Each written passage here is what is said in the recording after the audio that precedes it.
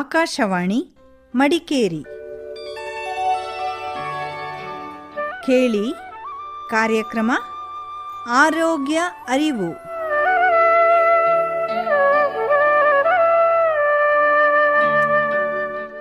ಕೇಳುಗರಿಗೆಲ್ಲ ಆರೋಗ್ಯ ಅರಿವು ಕಾರ್ಯಕ್ರಮಕ್ಕೆ ಸ್ವಾಗತ. ಇಂದಿನ ಕಾರ್ಯಕ್ರಮದಲ್ಲಿ ಅಂಧತ್ವ ನಿಯಂತ್ರಣ ಸಪ್ತಾಹದ ಅಂಗವಾಗಿ ಮಡಿಕೇರಿಯ ನೇತ್ರತಜ್ಞರಾದ ಕಿರಣ್ ಭಟ್ ವೈಎಸ್ ಅವರೊಂದಿಗೆ ಸಂದರ್ಶನ. ಆತ್ಮೀಯ ಕೇಳುಗರಿಗೆಲ್ಲ ನಮಸ್ಕಾರ. ನಾವು ಪ್ರತಿ ವರ್ಷ ಏಪ್ರಿಲ್ 1ರಿಂದ 7ನೇ ತಾರೀಕಿನವರೆಗೆ ಅಂಧತ್ವ ನಿಯಂತ್ರಣ ಸಪ್ತಾಹ ಅಂತ ಆಚರಿಸ್ತೀವಿ.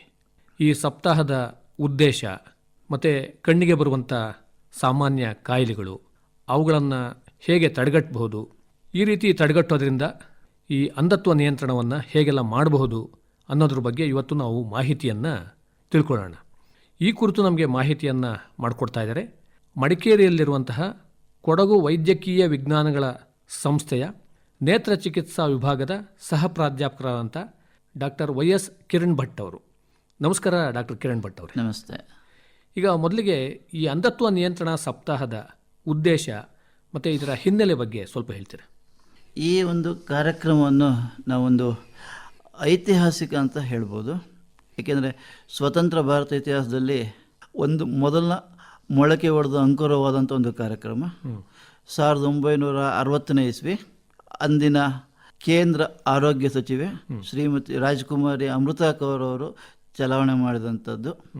ಅವತ್ತು ಅವರು ನೆಟ್ಟು ಬೀಜ ಇವತ್ತು ನಮಗೆ ಹಲವು ರಾಷ್ಟ್ರೀಯ ಕಾರ್ಯಕ್ರಮಗಳಿಗೆ ನಾಂದಿಯಾಗಿದೆ.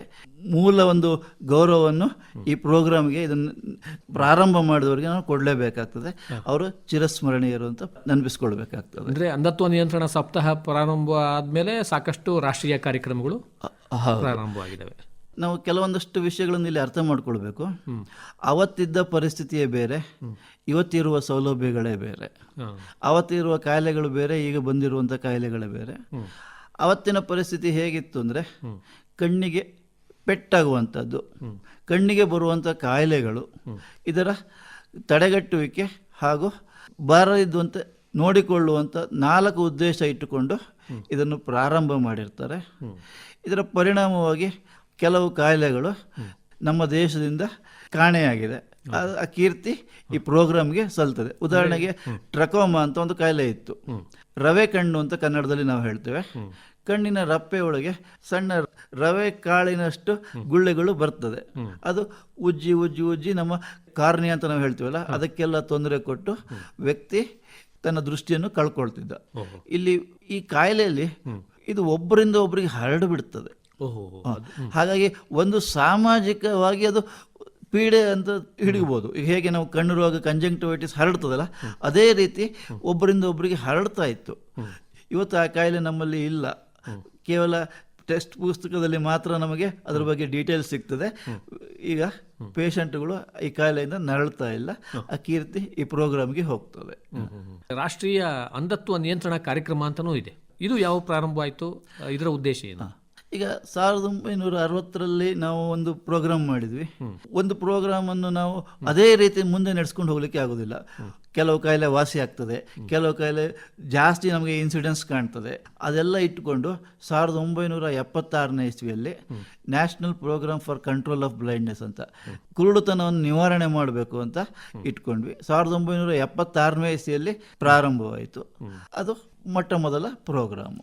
ಅದರ ಉದ್ದೇಶ ಏನಾಗಿತ್ತು? ಮುಖ್ಯವಾಗಿ ಅದರ ಉದ್ದೇಶ ಮನುಷ್ಯನಿಗೆ ಬರುವಂಥ ಕುರುಡುತನ, ಅಂಧತ್ವ, ಮಕ್ಕಳಿರ್ಬೋದು ದೊಡ್ಡವರಿರ್ಬೋದು, ಅದನ್ನು ನಿವಾರಣೆ ಮಾಡೋದಕ್ಕೆ ಒಂದು ಟಾರ್ಗೆಟ್ ಕೊಟ್ಕೊಳ್ತು. 76ರಲ್ಲಿ ಸ್ಟಾರ್ಟ್ ಆಗಿದ್ದು 80ನೇ ಇಸ್ವಿಯಲ್ಲಿ ಇಷ್ಟ ಆಗಬೇಕು, 90ನೇ ಇಸ್ವಿಯಲ್ಲಿ ಇಷ್ಟು ಬರಬೇಕು, 2020ನೇ ಇಸ್ವಿಗೆ ಕುರುಡರೇ ಇರಬಾರ್ದು ಅಂತ ಉದ್ದೇಶ ಇಟ್ಕೊಂಡು ಮಾಡಿದಂಥ ಒಂದು ಕಾರ್ಯಕ್ರಮ. ಇನ್ನು ಮುಖ್ಯವಾಗಿ ಅಂಧತ್ವ ನಿಯಂತ್ರಣ ಅಂತ ಬಂದ ತಕ್ಷಣ ನಮಗೆ ಕಣ್ಣಿಗೆ ಬೀಳುವಂಥದ್ದು ಮಕ್ಕಳು. ವಿಶೇಷವಾಗಿ ನಾವು ಈ ಶಾಲಾ ಮಕ್ಕಳಿಗೇ ಒಂದು ಕಣ್ಣಿನ ಆರೋಗ್ಯ ತಪಾಸಣಾ ಕಾರ್ಯಕ್ರಮ ಇದೆ ಅಂತ ಕೇಳಿದ್ವಿ. ಅದ್ರ ಬಗ್ಗೆ ಸ್ವಲ್ಪ ಹೇಳ್ತೀರಾ? ಈಗ ಹೇಗೆ ಅಂದರೆ, ಮಕ್ಕಳಲ್ಲಿ ನಾವು ಕಾಯಿಲೆ ಅಂತ ತುಂಬ ಕಾಣುವಂಥದ್ದು ದೃಷ್ಟಿದೋಷ. ಕನ್ನಡಕ ಹಾಕುವಂಥ ಅವಶ್ಯಕತೆ ಇದ್ದೇ ಇರ್ತದೆ. ಇಲ್ಲಿ 2 ವಿಷಯಗಳನ್ನು ಗಮನಿಸಬೇಕಾಗ್ತದೆ. ಮಕ್ಕಳಲ್ಲಿ ಕನ್ನಡಕ ಹಾಕಿದರೆ ದೃಷ್ಟಿ ಫುಲ್ಲು ಸರಿ ಆಗ್ತದೆ. ಅಕಸ್ಮಾತ್ ಹಾಕದೇ ಇದ್ರೆ ಶಾಶ್ವತವಾಗಿ ಒಂದು ಕಣ್ಣಲ್ಲಿ ದೃಷ್ಟಿ ಕಳ್ಕೊಳ್ಳುವ ಸಾಧ್ಯತೆ ಇರ್ತದೆ. ಆಂಬ್ಲಿಯೋಪಿಯಾ ಅಂತ ನಾವು ಹೇಳ್ತೇವೆ. ಅದು ಒಂದು ಸಲ ಬಂದ ಮೇಲೆ ಮತ್ತೆ ಅದಕ್ಕೆ ಪರಿಹಾರ ಮಾಡೋದು ಬಹಳ ಕಷ್ಟ ಆಗ್ತದೆ. ಮಕ್ಕಳನ್ನು ಪರೀಕ್ಷೆ ಮಾಡಿ ಆ ಸಮಯದಲ್ಲಿ ಅವರಿಗೆ ಕನ್ನಡಕ ಕೊಟ್ಟು ಬಿಟ್ರೆ ದೃಷ್ಟಿ ಸಹಜವಾಗಿ ನಾರ್ಮಲ್ ಆಗಿ ಬಿಡ್ತದೆ. ಅಂದರೆ ಈಗಲೂ ಈ ಕಾರ್ಯಕ್ರಮ ಇದೆ? ಇದೆ ಖಂಡಿತವಾಗಿಯೂ. ನಾವು ಮಡಿಕೇರಿ ನಗರದಲ್ಲಿ ನಮ್ಮ ಡಿಪಾರ್ಟ್ಮೆಂಟಿಂದನೇ ಮಾಡ್ತಾ ಇದ್ದೇವೆ. ಹಳ್ಳಿಗಳಲ್ಲಿ ಅದಕ್ಕೆ ಬೇರೆ ನಿಯೋಗ ಆಗಿದೆ. ಅವರು ಪ್ರತಿ ಶಾಲೆಗೆ ಹೋಗಿ ಇದನ್ನು ಪರೀಕ್ಷೆ ಮಾಡ್ತಾರೆ. ಇವರೆಲ್ಲರಿಗೂ ಸರ್ಕಾರದಿಂದ ಉಚಿತವಾಗಿ ಕನ್ನಡಕ ಸಿಗ್ತದೆ ಶಾಲಾ ಮಕ್ಕಳಿಗೆ. ಯಾರಿಗೆ ಅದು ಅವಶ್ಯಕತೆ ಇದೆ. ಹೌದು, ನಾವು ಇಲ್ಲಿಂದ ಬೆಂಗಳೂರಿಗೆ ಕಳಿಸ್ತೇವೆ. ಅದನ್ನ ಡೈರೆಕ್ಟ್ ಆಗಿ ಅವರ ಸ್ಕೂಲು ಅಡ್ರೆಸ್ಸಿಗೆ ಬರ್ತದೆ. ಅದೊಂದು ಕಾರ್ಡ್ ಇರ್ತದೆ, ಆ ಕಾರ್ಡ್ ಕೊಟ್ಟಿರ್ತೇವೆ. ಅವರ ಸ್ಕೂಲಿಗೆ ಅದೇ ಕ್ಲಾಸಿಗೆ ಬರ್ತದೆ ಕನ್ನಡಕ. ಮತ್ತೆ ಅಲ್ಲೇ ಚಿಕಿತ್ಸೆ ಕೊಡ್ಲಿಕ್ಕೆ ಆಗಲಿಲ್ಲ ಅಂದ್ರೆ ಅವ್ರನ್ನ ಕೇಂದ್ರ ಸ್ಥಳಕ್ಕೆ ಕರ್ಕೊಂಡ್ಬಂದು ಚಿಕಿತ್ಸೆ ಕೊಡ್ತಾರೆ. ಮಕ್ಕಳಲ್ಲಿ ಏನಾಗ್ತದೆ ಅಂದ್ರೆ ಕನ್ನಡಕ ಪವರ್ ಅಡ್ಜಸ್ಟ್ ಮಾಡೋದು ಸ್ವಲ್ಪ ಕಷ್ಟ ಆಗ್ತದೆ. ಮಕ್ಕಳು ಸ್ವಲ್ಪ ಅಷ್ಟು ನಮ್ಮೊಟ್ಟಿಗೆ ಸಹಕರಿಸುವ ಸಾಧ್ಯತೆಗಳು ಕಡಿಮೆ. ಟೀಚರ್ ಒಟ್ಟಿಗೆ ಅಥವಾ ತಂದೆ ತಾಯಿ ಒಟ್ಟಿಗೆ ಇರುವಷ್ಟು ಸುಲಭದಲ್ಲಿ ಅವ್ರು ನಮ್ಮೊಟ್ಟಿಗೆ ಮಾತನಾಡೋದಿಲ್ಲ.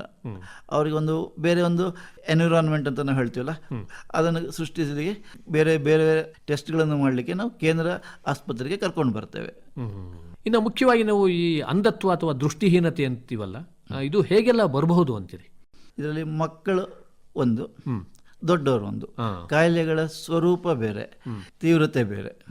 ಮಕ್ಕಳಲ್ಲಿ ಹುಟ್ಟಿನಿಂದನೇ ಕಣ್ಣಲ್ಲಿ ಪೊರೆ ಇರುವ ಸಾಧ್ಯತೆ ಇರ್ತದೆ. ಹೀಗೆ ನಾವು ದೊಡ್ಡವರಿಗೆ ಏನು ಮಾಡ್ತೇವಲ್ಲ, ಇಲ್ಲಿ ಒಂದು ವಿಶೇಷ ಏನಂದ್ರೆ ಮಕ್ಕಳಲ್ಲಿ ಪೊರೆ ಬಂದುಬಿಟ್ರೆ ಅದಕ್ಕೆ ಸಾಧ್ಯವಾದಷ್ಟು ಬೇಗ ನಾವು ಟ್ರೀಟ್ಮೆಂಟ್ ಕೊಡಬೇಕಾಗ್ತದೆ. ಎಷ್ಟು ಬೇಗ ಸಾಧ್ಯವೋ ಅಷ್ಟು ಬೇಗ. ಇಲ್ಲಾಂದ್ರೆ ಒಳಗೆ ಇರುವಂಥ ರೆಟಿನಾ ಅಥವಾ ಅಕ್ಷಿಪಟಲ ಅಂತ ನಾವು ಹೇಳ್ತೀವಲ್ಲ, ಅದು ಡೆವಲಪ್ ಆಗೋದೇ ಇಲ್ಲ. ನೀವು 5 ವರ್ಷ ಆದಮೇಲೆ ಪೊರೆ ಚಿಕಿತ್ಸೆ ಮಾಡಿದರೆ ದೃಷ್ಟಿ ಸಂಪೂರ್ಣವಾಗಿ ಬರುವುದಿಲ್ಲ, ಒಂದು ಅರ್ಧ ಬರ್ಬೋದು. ಎಷ್ಟು ಲೇಟ್ ಆಗ್ತದೋ ಅಷ್ಟು ದೃಷ್ಟಿ ಮರಳುವ ಸಾಧ್ಯತೆ ಕಡಿಮೆ ಆಗ್ತದೆ. ಇದು ಮಕ್ಕಳಲ್ಲಿ. ಈಗ ಇನ್ನೊಂದು ಏನಂದ್ರೆ, ಈಗ ಮೊದಲೆಲ್ಲ ವಿಟಮಿನ್ ಎ ಡೆಫಿಷಿಯನ್ಸ್ ಇತ್ತು. ಈಗ ಅದೇನಾಗಿದೆ, ಅದರಲ್ಲಿ ಕಾಯಿಲೆಯ ಸಂಖ್ಯೆನೂ ಕಡಿಮೆ ಆಗಿದೆ, ತೀವ್ರತೆಯೂ ಕಡಿಮೆ ಆಗಿದೆ. ಯಾಕೆಂದ್ರೆ ಈಗ ಡೆಲಿವರಿ ಆದ ಕೂಡಲೇ ನಾವು ಎಲ್ಲ ಮಕ್ಕಳಿಗೂ ವಿಟಮಿನ್ ಎ ಡ್ರಾಪ್ಸ್ 10,000 ಯೂನಿಟ್ ಅಂತ ಕಂಪಲ್ಸರಿಯಾಗಿ ಹಾಕಿ ಬಿಡ್ತಾರೆ. ಹಾಗಾಗಿ ಬಾಯಿ ಮೂಲಕ ಹಾಕ್ತಾರೆ. ಆಮೇಲೆ ಈಗ ಮೊದಲಿನ ಥರ ಈಗ PM ಅಂತ ನಾವು ಹೇಳ್ತೇವೆ, ಪ್ರೋಟೀನ್ ಎನರ್ಜಿ ಮಾಲ್ ನ್ಯೂಟ್ರಿಷನ್. ದೇಹದಲ್ಲಿ ಶಕ್ತಿನೇ ಇರುವುದಿಲ್ಲ, ದೇಹನೇ ಕಾಣುವುದಿಲ್ಲ, ಬರೀ ಮೂಳೆಗಳು ಕಾಣ್ತಾ ಇರ್ತದೆ. ಆ ರೀತಿಯ ಮಕ್ಕಳು ಇರ್ತಾ ಇದ್ರು ಹಿಂದೆಲ್ಲ. ಈಗ ಪೌಷ್ಟಿಕಾಂಶ ಎಲ್ಲ ಜಾಸ್ತಿಯಾಗಿ ಆಹಾರದಲ್ಲಿ ವ್ಯತ್ಯಾಸ ಆಗಿ ಆರ್ಥಿಕವಾಗಿ ಚೆನ್ನಾಗಿರೋದ್ರಿಂದ ಆ ರೀತಿ ಕಾಯಿಲೆಗಳು ತುಂಬಾ ಕಡಿಮೆ ಆಗಿದೆ. ಈಗ ಇನ್ನು ದೊಡ್ಡವರಲ್ಲಿ ಈಗ ಸಾಧಾರಣವಾಗಿ 2 ಥರ ಇರ್ತದೆ. ಒಂದು ಪೊರೆ ಅಂತ ಒಂದು ಬರ್ತದೆ. ಅದು ನಮ್ಮ ದೇಶದಲ್ಲಿ ಬಹಳ ಇನ್ಸಿಡೆನ್ಸ್ ಉಂಟು. ಪೊರೆ ಎಷ್ಟೇ ಅಡ್ವಾನ್ಸ್ ಆಗಿರಲಿ, ಏನೇ ಇರಲಿ, ಆಪರೇಷನ್ ಮಾಡಿದರೆ ಮೊದಲು ಏನು ದೃಷ್ಟಿ ಇತ್ತು ಅದು ಬರ್ತದೆ. ಇನ್ನೊಂದು ಕಾಯಿಲೆ ಉಂಟು, ಗ್ಲೋಕೋಮಾ ಅಂತ. ಅದರಲ್ಲಿ ಸ್ವಲ್ಪ ಕೇರ್ಫುಲ್ ಆಗಿರಬೇಕು. ಯಾಕೆ ಅಂದರೆ ನಮ್ಗೆ ಅದರಲ್ಲಿ ದೃಷ್ಟಿ ಹೋಗ್ತಾ ಇದೆ ಅನ್ನೋದು ನಮ್ಗೆ ಸಹಜ ಗಮನಕ್ಕೆ ಬರುವುದಿಲ್ಲ. ಯಾವ ದೃಷ್ಟಿ ಹೋಗಿದೆ ಅದು ನಾವು ಟ್ರೀಟ್ಮೆಂಟ್ ಮಾಡಿದರೂ ಮತ್ತೆ ವಾಪಸ್ಸು ಬರುವುದಿಲ್ಲ. ಇನ್ನು ಮುಖ್ಯವಾಗಿ ನಾವು ಇನ್ನೊಂದು ವಿಚಾರವನ್ನು ಕಾಣ್ತೇವೆ, ದೃಷ್ಟಿ ದೋಷಗಳು. ಸಾಕಷ್ಟು ಕನ್ನಡಕಗಳನ್ನು ಬಳಸೋದನ್ನ ನಾವು ನೋಡ್ತಾ ಇದ್ದೀವಿ. ಅದು ವಯಸ್ಸಿನ ಮತ್ತು ಲಿಂಗದ ಭೇದವಿಲ್ಲದಲೆ ಈ ದೃಷ್ಟಿ ದೋಷಗಳು ಉಂಟಾಗೋದಕ್ಕೆ ಏನು ಕಾರಣ ಅಂತೀರಿ? ಒಂದು ಕಿರಣ ನಮ್ಮ ಮೆದುಳನ್ನು ತಲುಪಬೇಕಾದ್ರೆ ಮಧ್ಯೆ ಒಂದು ಕಾರ್ನಿಯಾ ಅಂತ ಇರ್ತದೆ, ಲೆನ್ಸ್ ಅಂತ ಇರ್ತದೆ, ರೆಟಿನಾ ಅಂತ ಇರ್ತದೆ, ದೃಷ್ಟಿಯ ನರ ಆಪ್ಟಿಕ್ ನರ್ವ್ ಅಂತ ಇರ್ತದೆ. ಇದೆಲ್ಲದು ಪರ್ಫೆಕ್ಟ್ ಆಗಿ ಕೆಲಸ ಮಾಡಿದ್ರೆ ಮಾತ್ರ ಮನುಷ್ಯನ ದೃಷ್ಟಿ ಸಹಜವಾಗ್ತದೆ. ಸಾಧಾರಣವಾಗಿ ಸಣ್ಣ ಪುಟ್ಟ ವ್ಯತ್ಯಾಸಗಳು ಸಹಜವಾಗಿ ಬರ್ತದೆ. ಇದು ಫಿಸಿಯೋಲಾಜಿಕಲ್ ಅಂತ ನಾವು ಹೇಳ್ತೇವೆ. ಅದು ಸಣ್ಣ ಪುಟ್ಟ ಕನ್ನಡಕ ಪ್ರತಿಯೊಬ್ಬರಿಗೂ ಬರಬಹುದು. ಸಣ್ಣ ವಯಸ್ಸಲ್ಲಿ ಇರ್ತದೆ, ಸರಿಯಾಗ್ತದೆ. ಯಾರಿಗೆ ಆ ಪವರ್ ಉಳಿತದಲ್ಲ ಅವರು ಕನ್ನಡಕ ಹಾಕಲೇಬೇಕಾಗ್ತದೆ. ಇನ್ನೊಂದು ನೀವು ಹತ್ತಿರದ ದೋಷ ಅಂತ ಹೇಳಿದ್ರಲ್ಲ, ಸಮೀಪ ದೃಷ್ಟಿ ದೋಷ, ಅದು ಸಾಧಾರಣವಾಗಿ 40 ವಯಸ್ಸು ದಾಟಿದ ಮೇಲೆ ಪ್ರತಿಯೊಬ್ಬರಿಗೂ ಬಂದೇ ಬರ್ತದೆ. ಅದಕ್ಕೆ ನಿವೃತ್ತಿ ಇಲ್ಲ. ಏನು ಕಾರಣ ಹಂಗೆ ಬರೋದಕ್ಕೆ ವಯಸ್ಸಾದ್ಮೇಲೆ? ಅದು ಈಗ ನಾವು ಕಣ್ಣಲ್ಲಿ ಒಂದು ಲೆನ್ಸ್ ಅಂತ ನಾವು ಹೇಳ್ತೀವಲ್ಲ, ಅದಕ್ಕೊಂದು ಸಹಜ ಮಸೂರ, ಕೃತಕ ಮಸೂರ ಅಲ್ಲ, ಸಹಜ ಮಸೂರ ಇರ್ತಲ್ಲ, ಅದಕ್ಕೊಂದು ಕೆಪಾಸಿಟಿ ಇರ್ತದೆ. ಆ ಕೆಪಾಸಿಟಿ ಕಮ್ಮಿ ಆಗ್ತಾ ಹೋಗ್ತದೆ. ಹಾಗಾಗಿ 40ನೇ ವಯಸ್ಸಿಗೆ 1 ಡಯಾಪ್ಟರ್ ಗ್ಲಾಸ್ ಕೊಡಬೇಕಾಗ್ತದೆ, 50ಕ್ಕೆ 2 ಕೊಡಬೇಕಾಗ್ತದೆ, 60 ವಯಸ್ಸಾಗುವ 3. ಅದು ಹೇಗೆ ಅದರ ವೀಕ್ನೆಸ್ ಇರ್ತದಲ್ಲ, ಅದಕ್ಕೆ ತತ್ಪ್ರಮಾಣವಾಗಿ ನಾವು ಕನ್ನಡಕದ ಪವರ್ ಕೊಡಬೇಕಾಗ್ತದೆ. ಸಾಧಾರಣವಾಗಿ ಅದನ್ನ ರೀಡಿಂಗ್ ಗ್ಲಾಸ್ ಅಂತ ಕರೀತಾರೆ. ರೀಡಿಂಗ್ ಗ್ಲಾಸ್ ಅಂತ ಹೇಳ್ತಾರೆ, ಓದೋದಕ್ಕೆ ಬಳಸುವಂಥದ್ದು. ಸಮೀಪದಲ್ಲಿ ಯಾವುದೇ ವಸ್ತುಗಳನ್ನು ನೋಡೋದಕ್ಕೆ ನಾವು ಬಳಸ್ಕೊಳ್ಬೇಕು. ಮತ್ತೆ ಕೆಲವರಿಗೆ ದೂರದೃಷ್ಟಿ ದೋಷನೂ ಇರುತ್ತೆ. ಹೌದು, ಅವ್ರಿಗೆ ಬೇರೆ ರೀತಿ ಕೊಡಬೇಕಾಗತ್ತಾ? ಈಗ ಅವ್ರಿಗೆ ಏನಾಗ್ತದೆ ಅಂದರೆ ನಾವು ಒಂದು ಬೈಫೋಕಲ್ ಕನ್ನಡಕ ಅಂತ ಕೊಡ್ತೇವೆ. ಗ್ಲಾಸಲ್ಲಿ 2 ಗ್ಲಾಸ್ ಇರ್ತದೆ, ಒಂದೇ ಗ್ಲಾಸಲ್ಲಿ ಮೇಲಿನ ಇರುವ ಪೋರ್ಷನ್ ದೂರದ ನೋಡಲಿಕ್ಕೆ, ಕೆಳಗಡೆ ಇರುವಂಥ ಭಾಗ ಹತ್ತಿರದ ನೋಡಲಿಕ್ಕೆ. ಅದು ಕಟ್ ಬರ್ತದೆ, ಕಟ್ ಮಾರ್ಕ್ ಬರ್ತದೆ. ಇಲ್ಲ ಇದ್ರ ಪ್ರೋಗ್ರೆಸಿವ್ ಗ್ಲಾಸ್ ಅಂತ ಬರ್ತದೆ, ಅದು ಕಟ್ ಮಾರ್ಕ್ ಇರೋದಿಲ್ಲ, ನಿಮಗೆ ಒಂದು ಗ್ಲಾಸ್ ತರ ಕಾಣ್ತದೆ. 2 ಪವರ್ ಅದರಲ್ಲಿ ಇರ್ತದೆ, ಒಂದೇ ಇರುತ್ತೆ. ಅಂದ್ರೆ ಒಂದು ದೂರದಲ್ಲಿ ನೋಡುವಾಗ ಅದು ಸಾಮಾನ್ಯವಾಗಿ ಕಾಣುತ್ತೆ, ಅದನ್ನ ಮತ್ತೆ ಓದೋದಕ್ಕೂ ಬಳಸಬಹುದು. ಆ ರೀತಿ ಎರಡು ರೀತಿಯ ಮಸೂರಗಳನ್ನ ಬಳಸಿರುವಂತ ಕನ್ನಡಕ. ಆ ಕನ್ನಡಕಗಳನ್ನ ಹಾಕೊಂಡ್ರೆ ಈ ದೃಷ್ಟಿ ದೋಷಗಳನ್ನ ನಾವು ಕಡಿಮೆ ಮಾಡ್ಕೋಬಹುದು ಅಂತೇಳಿ. ಇನ್ನು ಮುಖ್ಯವಾಗಿ ಕೆಲವರಿಗೆ ಹುಟ್ಟುತ್ತಲೇ ಅಂಧತ್ವ ಬಂದಿರುತ್ತೆ, ಕುರುಡುತನ. ಇದು ಯಾಕಾಗಿ ಬರ್ಬೋದು ಅಂತೀರಿ? ಕಣ್ಣಲ್ಲಿ ಕಾಯಿಲೆಗಳು ತುಂಬಾ ಇದೆ. ಕೆಲವರಿಗೆ ಕಣ್ಣು ಬೆಳವಣಿಗೆನೇ ಆಗುವುದಿಲ್ಲ, ಕಣ್ಣೇ ಇರುವುದಿಲ್ಲ, ಅನಾಫ್ಥಾಲ್ಮಸ್ ಅಂತ ಹೇಳ್ತೀವಿ. ಕಣ್ಣಿನ ಸುತ್ತ ಮೂಳೆ ಇರ್ತದೆ, ರಪ್ಪೆ ಇರ್ತದೆ, ಕಣ್ಣಿನ ರಪ್ಪೆ ಒಳಗಡೆ ಕಣ್ಣೇ ಇರೋದಿಲ್ಲ. ಅಥವಾ ಕಣ್ಣಿನ ಕೆಲವು ಭಾಗಗಳು ಬೆಳವಣಿಗೆ ಆಗುವುದಿಲ್ಲ. ಇದಕ್ಕೆ ಸಾಧಾರಣವಾಗಿ ಗರ್ಭಿಣಿ ಸ್ತ್ರೀಯರು ತಗೊಳ್ಳುವಂಥ ಮಾತ್ರೆ, ರೇಡಿಯೇಷನ್ಗೆ ಎಕ್ಸ್ಪೋಸ್ ಆಗಿರುವಂಥ ವಿಕಿರಣಗಳು ಇದರಿಂದ ಬರುವ ಸಾಧ್ಯತೆಗಳು ಇರ್ತದೆ. ಅಂದ್ರೆ ಗರ್ಭಿಣಿಯರು ಏನಾದ್ರು ಚಿಕಿತ್ಸೆ ತಗೋಬೇಕಾದ್ರೆ ವೈದ್ಯರಿಗೆ ಹೇಳಲೇಬೇಕು, ತಾವು ಗರ್ಭಿಣಿಯಾಗಿದ್ದೀವಿ ಅಂತ ಹೇಳಿದಾಗ ಅವರು ಮಾತ್ರೆಗಳನ್ನ ಅವರಿಗೆ ಕೊಡುವಾಗ ಎಚ್ಚರಿಕೆ ವಹಿಸ್ತಾರೆ. ಕೆಲವು ಮಾತ್ರೆ ಗರ್ಭಿಣಿಯರಿಗೆ ಕೊಡ್ಲಿಕ್ಕೆ ಆಗೋದಿಲ್ಲ. CT ಸ್ಕ್ಯಾನ್, MRI ಎಲ್ಲ ಬಹಳ ಯೋಚನೆ ಮಾಡಿ ಅತಿ ಅವಶ್ಯಕತೆ ಇದ್ರೆ ಮಾತ್ರ ಮಾಡಬೇಕಾಗ್ತದೆ, ಇಲ್ಲಾಂದ್ರೆ ಗರ್ಭಿಣಿಯರಿಗೆಲ್ಲ ಮಾಡಲಿಕ್ಕೆ ಹೋಗುವುದಿಲ್ಲ. ಇಂತಹ ಸಮಸ್ಯೆಗಳಿಂದಲೂ ಕೂಡ ಹುಟ್ಟು ಗುರುಡುತನ ಬರಬಹುದು ಅಂತ. ಹೌದು. ಮತ್ತೆ ಕೆಲವರಿಗೆ ಮೊದಲು ದೃಷ್ಟಿ ಚೆನ್ನಾಗಿರುತ್ತೆ, ಮಧ್ಯದಲ್ಲಿ ಏನೋ ಜ್ವರ ಬಂತು ಅಂತಂದು ದೃಷ್ಟಿ ಹೋಯ್ತು ಅಂತ ಹೇಳ್ತಾ ಇರ್ತಾರೆ. ಅದು ಯಾಕಾಗಿ ಆಗ್ಬೋದು ಅಂತೀರಿ? 10 ವರ್ಷ ಚೆನ್ನಾಗಿರುತ್ತೆ ದೃಷ್ಟಿ, ಮಧ್ಯದಲ್ಲಿ ದೃಷ್ಟಿ ಹೋಯ್ತು ಅಂತ ನಾವು ಕೆಲವ್ರನ್ನ ಕೇಳಿದ್ದೀವಿ. ಈಗ ಜ್ವರ ಬಂದ್ರೆ ಹಾಗೆ ಆಗುದಿಲ್ಲ. ಈಗ ಉದಾಹರಣೆಗೆ ಬೇರೆ ಬೇರೆ ತರದ ಕಾಯಿಲೆಗಳಿರ್ತವೆ. ಈಗ ನಾವು ಕರಿಗುಡ್ಡೆ ಅಂತ ಹೇಳ್ತೀವಲ್ಲ, ಕಾರ್ನಿಯಾ ಅಂತ ಹೇಳ್ತೀವಲ್ಲ, ಕೆಲವು ಕಾಯಿಲೆಗಳಿಂದ ಅದರ ಮೇಲೆ ಒಪಾಸಿಟಿ, ಕಲೆ ಕೂತಿರುವ ಥರ ಅಂತ ಬಿಳಿ ಮಚ್ಚೆ ಅಂತ ಹೇಳ್ತೀವಲ್ಲ, ಕರಿ ಕಾರ್ನಿಯಾ ಮೇಲೆ ಬಿಳಿ ಮಚ್ಚೆ ಕೂತ್ಬಿಡ್ತದೆ. ಯಾವಾಗ ಅದೇ ರೀತಿ ಮಚ್ಚೆ ಕೂರ್ತದಲ್ಲ, ಲೈಟು ಕಣ್ಣಿನ ಒಳಗೆ ಹೋಗುವುದಿಲ್ಲ. ನಾವೇನು ಟ್ರಾನ್ಸ್ಪರೆಂಟ್ ಅಂತ ಹೇಳ್ತೀವಲ್ಲ, ಟ್ರಾನ್ಸ್ಪರೆಂಟ್ ಇದ್ರೆ ಈ ಕಡೆಯಿಂದ ಬಿಟ್ಟಂತ ಲೈಟ್ ಒಳಗೆ ಹೋಗ್ತದೆ, ಒಪೇಕ್ ಆಗಿ ಬಿಡ್ತದೆ. ಕಲ್ಲಿನ ಮೇಲೆ ಬಿದ್ದದ್ದು ವಾಪಸ್ ಬೀಳ್ಬೇಕೆ ಹೊರತು ಅದರಿಂದ ಆಚೆಗೆ ಲೈಟ್ ಹೋಗಲ್ಲ. ಆ ರೀತಿ ಆಗ್ತದೆ, ಅಪಾರದರ್ಶಕ ಅಂತೀವಿ. ಹೌದು. ಡಯಾಬಿಟಿಸ್ ಇರ್ತದೆ. ಕೆಲವರು ಏನ್ ಮಾಡ್ತಾರೆ, ಶುಗರಿಗೆ ಒಂದು ಅರ್ಧ ಮಾತ್ರ ಜಾಸ್ತಿ ತಗೊಳ್ಳೋಣ, ಇವತ್ತು ಸ್ವಲ್ಪ ಚಂದ ಊಟ ಮಾಡಿದ್ರೆ ಆಯ್ತು, ಮದುವೆ ಮನೆ ಹೋಗಿದ್ದೇನೆ, ಈ ರೀತಿ ಎಲ್ಲ ಒಂದು ಭಾವನೆಯಲ್ಲಿ ಇರ್ತಾರೆ. ಅದು ಏನಾಗ್ತದೆ, ಒಂದು 4 ವರ್ಷ 5 ವರ್ಷ ಏನು ಸಮಸ್ಯೆ ಕಾಣೋದಿಲ್ಲ ಅವರಿಗೆ. ಈ ಡಯಾಬಿಟಿಸ್ ಅಲ್ಲಿ ಒಂದು ಎಚ್ಚರಿಕೆ ವಹಿಸಬೇಕು. ಇದರಲ್ಲಿ ಏನು ಚೇಂಜಸ್ ಬರ್ತದಲ್ಲ, ಅದಕ್ಕೆ ಮತ್ತೆ ಪರಿಹಾರ ಮಾಡಲಿಕ್ಕೆ ಆಗೋದಿಲ್ಲ, ಪರ್ಮನೆಂಟ್ ಅದು.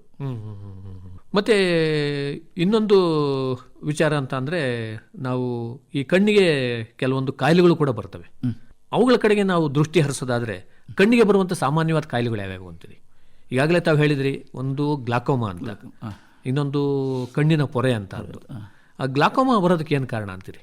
ಗ್ಲಾಕೋಮಾ ಬರಲಿಕ್ಕೆ ಇಂಥದ್ದೇ ಕಾರಣ ಅಂತ ಹೇಳೋದು ಸ್ವಲ್ಪ ಟೆಕ್ನಿಕಲ್ ಆಗಿ ಹೇಳೋದು ಕಷ್ಟ ಆಗ್ತದೆ. ನೀರು ಹೋಗುವಂಥ, ಎಕ್ವೆಸ್ ಹೋಗುವಂಥ ಒಂದು ದಾರಿ ಇರ್ತದೆ. ಆ ದಾರಿ ಮೊದಲು ಅಗಲವಾಗಿರ್ತದೆ, ಆಮೇಲೆ ಸಣ್ಣದಾಗಿ ಬಿಡ್ತದೆ. ವಯಸ್ಸಾಗುವಾಗ ಕೆಲವು ಚೇಂಜಸ್ ಕಣ್ಣಲ್ಲಿ ಬಂದು ಅವಾಗ ಹೋಗುವ ಪ್ರಮಾಣ ಕಡಿಮೆ ಆದಾಗ ಅಲ್ಲಿ ಶೇಖರಣೆ ಅಂತ ದ್ರವಗಳು ಜಾಸ್ತಿಯಾಗಿ ಒತ್ತಡ ಕಣ್ಣಿನ ಮೇಲೆ ಬೀಳ್ತದೆ. ಇದು ಒಂದು ದಿವಸ, ಒಂದು ವಾರ, ತಿಂಗಳಲ್ಲಿ ಆಗುವಂಥದ್ದಲ್ಲ, ವರ್ಷಾನುಗಟ್ಟಲೆ ಆಗುವಾಗ ಈ ರೀತಿ ಆಗ್ತದೆ. ಆ ಒತ್ತಡ ತಡೆಯಲಾರದೆ ಕಣ್ಣಿನ ನರ, ಆಪ್ಟಿಕ್ ನರ್ವ್, ಒಂದು ದೃಷ್ಟಿಯ ನರ ಅಂತ ನಾವು ಹೇಳ್ತೀವಲ್ಲ, ಅದು ವೀಕ್ ಆಗ್ತಾ ಹೋಗ್ತದೆ. ಕೊನೆಗೆ ಒಂದು ದಿವಸ ತನ್ನ ಶಕ್ತಿಯನ್ನು ಪೂರ್ತಿ ಕಳ್ಕೊಳ್ತದೆ. ಅಂದ್ರೆ ನಮ್ಮ ದೃಷ್ಟಿ ಸಂಕುಚಿತ ಆಗೋದು. ಹೌದು, ಪಾರ್ಶ್ವದೃಷ್ಟಿ. ನೇರ ನೋಡುವಾಗ ಚಂದ ಕಾಣ್ತಾ ಇರ್ತದೆ, ನಾವು ಏನು ತೊಂದರೆ ಇಲ್ಲ ಅಂತ ನಾವು ಅನ್ಕೊಂಡಿರ್ತೀವಿ. ಸೈಡ್ ಅಲ್ಲಿ ಕಾಣುವವರೆಲ್ಲ ಕಡಿಮೆ ಆಗ್ತಾ, ಕ್ರಮೇಣ ಕಮ್ಮಿ ಆಗ್ತಾ ಬರ್ತದೆ. ಕೊನೆಗೆ ನಾವು ಟನಲ್ ವಿಷನ್ ಅಂತ ಹೇಳ್ತೇವೆ. ಈಗ ಬೈನಾಕ್ಯುಲರ್ ಅಲ್ಲಿ ನೋಡ್ತೇವಲ್ಲ, ಅಷ್ಟೇ ದೃಷ್ಟಿ ಉಳಿತದೆ. ಕೊಳವೆ ದೃಷ್ಟಿ ಅಷ್ಟು ಮಾತ್ರ ಕಾಣ್ತದೆ. ಆದ್ರೆ ಅವನ್ ಏನ್ ತಿಳ್ಕೊಂಡಿರ್ತಾನೆ, ನನಗೆಲ್ಲ ಕಾಣ್ತಾ ಇದೆ ಅಂತ. ಅಂದ್ರೆ ಅದು ಕಣ್ಣಿನ ಮೇಲೆ ಉಂಟಾಗುವಂತ ಒತ್ತಡನೇ ಕಾರಣ. ಅದನ್ನ ನಾವು ನಿಯಂತ್ರಣ ಮಾಡಬಹುದಾ? ನಿಯಂತ್ರಣ ಮಾಡುವುದು, ನಾವು ಮೊದಲೇ ಅದನ್ನು ಕಂಡಿಡ್ಕೊಂಡು ಅದಕ್ಕೆ ಡ್ರಾಪ್ಸ್ ಹಾಕಿದರೆ ಒಂದು ತಕ್ಕ ಮಟ್ಟಿಗೆ ನಮಗೆ ಅವಶ್ಯಕತೆ ಇರುವಷ್ಟು ದೃಷ್ಟಿಯನ್ನು ಉಳಿಸ್ಕೊಳ್ಬೋದು. ಇದು ಸಹಜವಾಗಿ ಆಗುವಂಥ ಒಂದು ಪ್ರಕ್ರಿಯೆ, ಪ್ರತಿಯೊಬ್ಬರಲ್ಲೂ ಆಗ್ತಾ ಇರ್ತದೆ. ಮನುಷ್ಯನಲ್ಲಿ ಸ್ವಲ್ಪ ಸ್ಲೋ ಆಗಿ ಆಗ್ತದೆ, ಈ ಕಾಯಿಲೆ ಇದ್ದವರಿಗೆ ತುಂಬ ಫಾಸ್ಟ್ ಆಗಿ ಆಗ್ತದೆ. ಇನ್ನೊಂದು ಕಣ್ಣಿನ ಪೊರೆ ಬಗ್ಗೆ ತಾವು ಹೇಳಿದ್ರಿ. ಎಷ್ಟು ವಯಸ್ಸಿನಲ್ಲಿ ಸಾಮಾನ್ಯವಾಗಿ ಕಣ್ಣಿನ ಪೊರೆ ಕಂಡು ಬರುತ್ತೆ ಅಂತ? ಒಂದು 60 ಆಸ್ಪಾಸು ಬರ್ಬೋದು. ಇನ್ನು ಕೆಲವರಿಗೆ ಮುಂಚೆನೂ ಬರುತ್ತಲ್ವ? ಬರುತ್ತೆ. ಈ ಕೆಲವೊಮ್ಮೆ ಮಕ್ಕಳಲ್ಲಿಯೂ ಇರ್ತದೆ. ಮಕ್ಕಳಲ್ಲೂ ಇರ್ತದೆ. ಏನು ಕಾರಣ ಕಣ್ಣಿನ ಪೊರೆ ಬರೋದಕ್ಕೆ ಕಾರಣ ಏನು ಅಂತ? ಅದಕ್ಕೆ ತಾಯಿ ಇದ್ದಂಥ ಪರಿಸ್ಥಿತಿ, ಅವ್ರು ತಗೊಳ್ಳುವಂಥ ಮಾತ್ರೆ, ರೇಡಿಯೇಷನ್ ಮೊದಲೇ ಹೇಳಿದೆ, ಇದು ಎಲ್ಲದರಿಂದನೂ ಬರ್ಬೋದು. ಎಚ್ಚರಿಕೆ ವಹಿಸಿದರೆ ಕೆಲವೊಂದಷ್ಟು ಕಾಯಿಲೆಗಳು ಆನುವಂಶಿಕವಾಗಿ ಬರ್ತದೆ. ಅದಕ್ಕೆ ನಿವೃತ್ತಿ ಮಾಡೋದು ಬಹಳ ಕಷ್ಟ. ಪೌಷ್ಟಿಕಾಂಶದ ಕೊರತೆಯಿಂದನೂ ಬರ್ಬೋದಾ? ಪೌಷ್ಟಿಕಾಂಶದಿಂದ ಪೊರೆ ಬರಲಿಕ್ಕಿಲ್ಲ. ಅದ್ರ ಕಣ್ಣಲ್ಲಿ ಬೇರೆ ಈಗ ವೈಟೆಡ್ ಸ್ಪಾಟ್ ಅಂತ ಹೇಳ್ತೇವೆ, ವಿಟಮಿನ್ ಎ ಡೆಫಿಷಿಯನ್ಸಿ ಅಂತ ಹೇಳ್ತೇವೆ, ಅದೆಲ್ಲ ಬರ್ಬೋದು. ಈಗ ಕಣ್ಣಿನ ಪೊರೆಗೆ ಚಿಕಿತ್ಸೆ ಇದೆ? ಇದೆ, ಖಂಡಿತ ಇದೆ. ಎಲ್ಲ ಸರ್ಕಾರಿ ಆಸ್ಪತ್ರೆಗಳಲ್ಲಿ ಉಚಿತವಾಗಿ ಇದೆ. ಈಗ ಮಕ್ಕಳಲ್ಲೂ ಕೂಡ ನಾವು ಮಾಡ್ಬೋದು. ಎಚ್ಚರ ತಪ್ಪಿಸಿ ಮಾಡಬೇಕಾಗ್ತದೆ. ಅನಸ್ಟೆಟಿಸ್ಟ್ ಎಲ್ಲ ಕಡೆನೂ ಇದ್ದಾರೆ, ಈಗ ಮಾಡಲೇಬೇಕಾಗ್ತದೆ. ಮಕ್ಕಳಲ್ಲಿ ಪೊರೆ ಬಂದರೆ ಎಷ್ಟು ಬೇಗ ಸಾಧ್ಯವೋ ಅಷ್ಟು ಬೇಗ ಆಪ್ರೇಷನ್ ಮಾಡಿಸಬೇಕಾಗ್ತದೆ. ಅದು ಆಪ್ರೇಷನ್ ಮಾಡಿ ಆದಮೇಲೆ ಮಾತ್ರ ಕಣ್ಣಿನ ಒಳಗೆ ಅಕ್ಷಿಪಟಲ ಬೆಳವಣಿಗೆ ಸ್ಟಾರ್ಟ್ ಆಗ್ತದೆ. ಇಲ್ಲಾಂದರೆ ಲೈಟಲ್ಲಿ ತಾಗದೇ ಇದ್ದರೆ ರೆಟಿನ ಬೆಳವಣಿಗೆನೇ ಆಗೋದಿಲ್ಲ. ಮತ್ತೆ ಲೆನ್ಸ್ಗಳನ್ನು ಕೂಡ ಕಣ್ಣಿನ ಒಳಗಡೆನೆ ಅಳವಡಿಸ್ತಾ ಇದ್ದಾರೆ, ಅದರಿಂದ ಏನು ತೊಂದರೆ ಇಲ್ಲ. ಅದು ಒಂದ್ಸಲ ಅಳವಡಿಸಿದ್ರೆ ಇರುವಷ್ಟು ದಿವಸವು ಗ್ಯಾರಂಟಿ. ಆಮೇಲೆ ಆದರೆ ಅದನ್ನ ಕಣ್ಣು ಸ್ವಲ್ಪ ಯಾಕಂದ್ರೆ ನವೆ ಆಗ್ತಾ ಇದೆ ಅಂತ ಉಜ್ಜಿಕೊಳ್ಳೋದು ಇವೆಲ್ಲ ಮಾಡಕ್ಕೆ ಹೋಗ್ಬಾರ್ದು ಅಂತೀರಾ ಹೇಗೆ? ಕಣ್ಣಿನ ಒಳಗಡೆ ಇರ್ತೀನಿ, ನೀವು ಉಜ್ಕೊಂಡ್ರು ಮೇಲ್ಭಾಗ ಮಾತ್ರ ಉಜ್ಗಬೋದೇ ಹೊರತು ಒಳಭಾಗದಕ್ಕೆ ಏನು ತೊಂದರೆ ಸಮಸ್ಯೆ ಏನಾಗಲ್ಲ. ಯಾಕೆಂದ್ರೆ ಜನಗಳಿಗೆ ಅನುಮಾನ ಇದ್ದೇ ಇರುತ್ತೆ, ಅದು ಒಳಗಡೆ ಇದೆಯಪ್ಪ ಏನು ಮಾಡೋದು ಅಂತ ಒಂದು ಶಂಕೆ ಇರುತ್ತೆ. ಏನು ಸಮಸ್ಯೆ ಇಲ್ಲ. ಇಲ್ಲಿ ಇನ್ನೊಂದು ಕನ್ಫ್ಯೂಷನ್ ಏನು ಮಾಡ್ಕೊಳ್ತಾರೆ ಜನ ಅಂದರೆ, ಕಾಂಟ್ಯಾಕ್ಟ್ ಲೆನ್ಸ್ ಅಂತ ಒಂದು ಬರ್ತದೆ. ಹೌದೌದು. ಅದು ಕಾರ್ನೆ ಮೇಲೆ ನಾವೇ ಇಟ್ಟು ತೆಗೆದು ಕನ್ನಡಕದ ಬದಲು ಉಪಯೋಗಿಸುವಂಥದ್ದು. ಇದು IOL ಅಂತ, ಇಂಟ್ರಾಕ್ಯುಲರ್ ಲೆನ್ಸ್ ಅಂತ, ಕಣ್ಣಿನ ಒಳಗಡೆನೆ ಕೂತ್ಕೊಂಡಿರುತ್ತೆ. ಅದು ಯಾವ ಸಮಸ್ಯೆ ಇಲ್ಲ. ಇನ್ನು ಅಕ್ಷಿಪಟಲ ಅಂತೀವಿ, ರೆಟಿನಾ ಅಂತ, ಅದಕ್ಕೂ ಏನಾದರೂ ಸಮಸ್ಯೆಗಳು ಬರ್ಬೋದಾ? ಅದು ತುಂಬ ಕಾಯಿಲೆಗಳು ಬರ್ತದೆ ಅದರಲ್ಲಿ. ಈಗ ಹೇಗೆ ಅಂದರೆ, ರಕ್ತನಾಳಗಳು ಎಲ್ಲದಕ್ಕೂ ಬೇಕೇ ಬೇಕು. ರಕ್ತ ಪೂರೈಕೆ ಆಗಬೇಕು, ಬೇಕೇ ಬೇಕು. ಇಲ್ಲಾಂದರೆ ವ್ಯಕ್ತಿ ಜೀವಂತವಾಗಿರೋದಿಲ್ಲ, ಯಾವುದೇ ಅಂಗಾಂಗಗಳು ಇರೋದಿಲ್ಲ. ಕಣ್ಣಿಗೂ ತುಂಬ ಅವಶ್ಯಕತೆ ಇರ್ತದೆ ರೆಟಿನಾಗೆ. ರಕ್ತನಾಳಕ್ಕೆ ಸಂಬಂಧಪಟ್ಟ ಯಾವುದೇ ಕಾಯಿಲೆ ರೆಟಿನಾದಲ್ಲಿ ಬರ್ಬೋದು. ಡಯಾಬಿಟಿಸ್ ಇರ್ಬೋದು, BP ಇರ್ಬೋದು, ಇದೆಲ್ಲದಿಂದ ಬರ್ಬೋದು. ಅದರಿಂದ ರೆಟಿನಾಗೆ ತೊಂದರೆ ಆಗ್ಬೋದು. ಈಗ ಶುಗರ್ ಕಾಯಿಲೆ ಇದ್ದವರು, ಡಯಾಬಿಟಿಸ್ ಇದ್ದವರು ಸಾಧಾರಣ ವರ್ಷಕ್ಕೊಂದ್ಸಲ ಬಂದು ಕಣ್ಣಲ್ಲಿ ಏನಾದ್ರು ತೊಂದರೆ ಇದೆಯಾ ಅಂತ ಪರೀಕ್ಷೆ ಮಾಡ್ಕೊಳ್ಬೇಕಾಗ್ತದೆ. ಇದು ಸ್ಟಾರ್ಟಿಂಗಲ್ಲಿ ಬದಲಾವಣೆಗಳು ಬಂದಾಗ ನಾವು ಟ್ರೀಟ್ ಮಾಡಿದರೆ ದೃಷ್ಟಿ ಉಳಿತದೆ. ಒಂದು ಹಂತ ದಾಟಿದ ಮೇಲೆ ಆಮೇಲೆ ಟ್ರೀಟ್ಮೆಂಟ್ ಮಾಡಿದರೂ ಅಷ್ಟು ಪ್ರಯೋಜನ ಬರಲಿಕ್ಕಿಲ್ಲ. ಮತ್ತೆ ಕಳಚೋ ಸಾಧ್ಯತೆ ಇರ್ತದೆ. ಅದು ಯಾಕಾಗಿ ಆಗುತ್ತೆ? ಅದು ಹೇಗಾಗ್ತದೆ ಅಂದರೆ, ಕಣ್ಣಲ್ಲಿ ಕನ್ನಡಕ ಹಾಕ್ತೇವಲ್ಲ, ಅದು ಕೆಲವರಿಗೆ ಒಂದು ಹಂತ, ಒಂದು 20-22 ವಯಸ್ಸಾದ ಕೂಡಲೇ ಕಣ್ಣಿನ ಬೆಳವಣಿಗೆ ನಿಲ್ತದೆ ಸಹಜವಾಗಿ. ಕೆಲವರಿಗೆ ಏನಾಗ್ತದೆ, ಬೆಳೀತಾನೇ ಹೋಗ್ತದೆ. ಅವಾಗ ಅದು ಮಯೋಪಿಯಾ ಅಂತ ಹೇಳ್ತೇವೆ ನಾವು. ಅಲ್ಲಿರುವಂಥ ರೆಟಿನ ಸ್ಟ್ರೆಚ್ ಆಗ್ತಾ ಹೋಗ್ತದೆ. ಈಗ ನಾವು ಎಲಾಸ್ಟಿಕ್ ಹಿಡ್ಕೊಂಡು ಸ್ಟ್ರೆಚ್ ಮಾಡಿದ್ರೆ ಎಲ್ಲಿವರೆಗೆ ಸ್ಟ್ರೆಚ್ ಮಾಡ್ಬೋದು, ಒಂದು ಹಂತದವರೆಗೆ ಸ್ಟ್ರೆಚ್ ಆಗ್ತದೆ, ಆಮೇಲೆ ಪಟಕ್ ಅಂತ ಹೊಡಿತದೆ. ರೆಟಿನಾದಲ್ಲೂ ಹಾಗೆ ಆಗ್ತದೆ. ಒಂದು ಹೋಲ್ ಆಗ್ತದೆ, ಹೋಲ್ ಒಳಗಿಂದ ಕಣ್ಣೊಳಗಿಂದ ದ್ರವ ಹೋಗಿ ಕೊರೈಡು ರೆಟಿನಾ ಎರಡು ಸಪ್ರೇಟ್ ಆಗ್ತದೆ. ದೃಷ್ಟಿ ಕಾಣೋದು ಸಡನ್ ಆಗಿ ದೃಷ್ಟಿ ಇಲ್ಲ ಅಂತ ಆಗ್ತದೆ. ಮತ್ತೆ ಕೆಲವು ಸಂದರ್ಭದಲ್ಲಿ ನಾವು ಒಣಗಣ್ಣು ಅಂತ ಕೇಳ್ತಾ ಇರ್ತೀವಿ, ಡ್ರೈ ಐಸ್ ಅಂತ. ಇದು ಯಾಕಾಗಿ ಆಗುತ್ತೆ ಅಂತೀರಿ? ಡ್ರೈ ಐ ಅನ್ನೋದು ನಾವು 2 ಥರದಲ್ಲಿ ವಿಚಾರ ಮಾಡಬೇಕಾಗ್ತದೆ. ಒಂದು ಪ್ರಾಯದಲ್ಲಿ ಬರ್ತದೆ. ಈಗ ಹೇಗೆ ನಮಗೆ ಕೈ ಕಾಲಲ್ಲಿ ಸಣ್ಣ ಪ್ರಾಯದಲ್ಲಿ ಇದು ಶಕ್ತಿ ಪ್ರಾಯದ ಆದಮೇಲೆ ಇರುವುದಿಲ್ಲ, ಅದೇ ರೀತಿ ಕಣ್ಣಲ್ಲಿ ಟಿಯರ್ಸ್ ಅನ್ನು ಸೆಕ್ರೇಟ್ ಮಾಡುವಂತ, ಉತ್ಪಾದಿಸುವಂತ ಒಂದು ಗ್ರಂಥಿ ಇರ್ತದೆ, ಲ್ಯಾಕ್ರಿಮಲ್ ಗ್ಲ್ಯಾಂಡ್ ಅಂತ. ಅದರ ಶಕ್ತಿ ಕಳ್ಕೊಳ್ತದೆ, ಅಶ್ರು ಗ್ರಂಥಿಗಳು ಅಂತೀವಿ. ಹೌದು. ಆಮೇಲೆ ನೀರು ಹೋಗುವ ದಾರಿ ಇರ್ತದೆ, ಆ ದಾರಿಯಲ್ಲಿ ರಪ್ಪೆ ಕರೆಕ್ಟಾಗಿ ಕಣ್ಣಿಗೆ ಟೈಟಾಗಿ ಕೂತ್ಕೊಂಡ್ರೆ ನೀರು ಹೋಗುವ ದಾರಿಯಲ್ಲಿ ಹೋಗ್ತದೆ. ರಪ್ಪೆ ಸ್ವಲ್ಪ ಲೂಸ್ ಆಗ್ತದೆ ಪ್ರಾಯ ಆಗುವಾಗ, ನೀರು ಹೊರಗೆ ಬರ್ತದೆ, ಕಣ್ಣು ಡ್ರೈ ಆಗ್ತದೆ. ಇದು ಒಂದು ಕಾಯಿಲೆ. ಇದು ಸಾಧಾರಣವಾಗಿ ಒಂದು ವಯಸ್ಸಾದ್ಮೇಲೆ ಬರ್ತದೆ. ಈಗ ಇದೇ ರೀತಿಯ ಕಾಯಿಲೆ ಸಾಧಾರಣವಾಗಿ ನಾವು ಕಂಪ್ಯೂಟರ್ ಉಪಯೋಗಿಸುವಂತ ಜನರಲ್ಲಿ ನೋಡ್ತೇವೆ. ಮತ್ತೆ ಈಗ ಮೊಬೈಲ್ಗಳನ್ನ ಬಹಳ ಉಪಯೋಗಿಸ್ತಾ ಇದ್ದಾರೆ ಜನ. ಮೊಬೈಲ್ಗಿಂತ ಕಂಪ್ಯೂಟರ್ ಬಹಳ ಡೇಂಜರ್, ಯಾಕೆಂದ್ರೆ ಅದರಿಂದ ಕಿರಣಗಳು ಬಹಳ ತೀಕ್ಷ್ಣವಾಗಿರುತ್ತೆ. ಆಮೇಲೆ ಇನ್ನೊಂದು ಇಲ್ಲಿ ಗಮನ ಏನಂದ್ರೆ, ಈಗ ನಾವು ಟಿವಿ ನೋಡ್ತಾ ಇದ್ದೇವೆ, ಒಂದು ಡಿಸ್ಟೆನ್ಸ್ ಮೈಂಟೈನ್ ಮಾಡ್ತೇವೆ. ಹೌದೌದು. ಆದ್ರೆ ನಾವು ಕಂಪ್ಯೂಟರ್ ನೋಡುವಾಗ ನಾವು ಎಷ್ಟು ಸಾಧ್ಯವೋ ಅಷ್ಟು ಮುಂದೆ ಹೋಗಿ ಕಂಪ್ಯೂಟರ್ ನೋಡುವ ಒಂದು ಕೆಟ್ಟ ಅಭ್ಯಾಸ ಬೆಳೆಸ್ಕೊಂಡಿರ್ತೇವೆ. ಹತ್ರವಾಗಿ ಹೋಗಿ ನೋಡ್ತೇವೆ. ರೇಡಿಯೇಷನ್ ಕಣ್ಣಿಗೆ ಹೊಡಿತಾ ಇರ್ತದೆ.